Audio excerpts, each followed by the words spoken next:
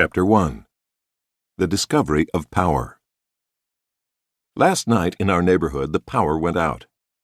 Only for a few minutes, mind you. Not enough to wake us from sleep, though the fan in the bedroom window must have coasted to a halt before resuming its cooling and soothing whir. Just enough to disrupt our digital clocks. When I got up this morning, 3 of them were blinking in confusion, and unsettled the family computer, which was dark and silent until I restarted it. Just enough to remind us that flowing through our home, our neighborhood, our town, and our nation is a current of power that almost never fails us. Almost every morning the clock knows what time it is. The computer has completed its overnight backups. The milk in the refrigerator is cold, and the water in the shower is hot. I live surrounded by power. It very nearly killed me. The summer after we moved into our current house, I started noticing a strange popping sound when I opened and closed the garage door. Somehow, for several weeks, I failed to connect that sound to a problem we were having with our air conditioner.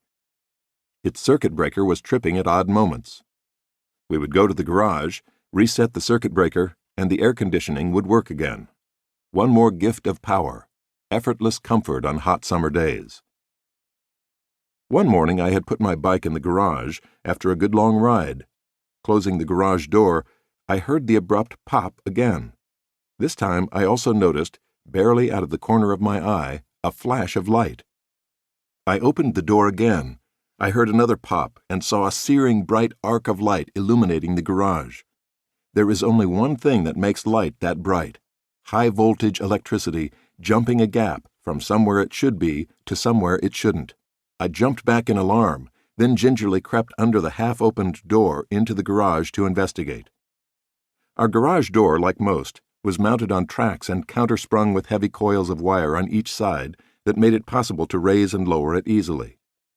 Some quick-working electrician, who had installed the air conditioning unit just outside the garage shortly before we moved in, had run the wire from the circuit breaker to the compressor right past one of those heavy metal springs. This was, shall we say, not exactly according to code. Over several months, the travel of the spring back and forth had gradually rubbed off the insulation. Every successive opening or closing of the door dug deeper.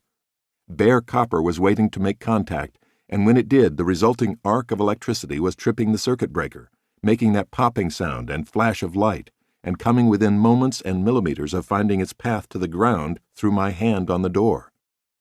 There is no good reason, other than sheer luck, that I was never on the receiving end of 4,800 watts of power at the end of one of my morning bike rides.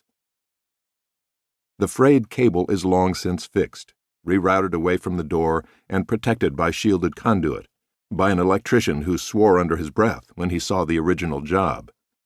I still open that door a bit gingerly. I live surrounded by power. Making something of the world. Like the electric current that runs, with the rarest of interruptions, through my home, power is a fundamental feature of life. And as with electricity, those who have the most unfettered access to power are the ones who are likely to think about it the least, unless and until it suddenly disappears or violently appears. But that does not make it less important or dangerous or valuable. For power is all those things. It courses through our lives. When it is rightly used, it makes possible most of what makes us truly human. When it is misused, it puts all of us at tremendous risk. Like Narnia's Aslan, it is never safe, even when it is good. Unlike Aslan, it is not always good. What then is power? May I begin with a deceptively simple definition. Power is the ability to make something of the world.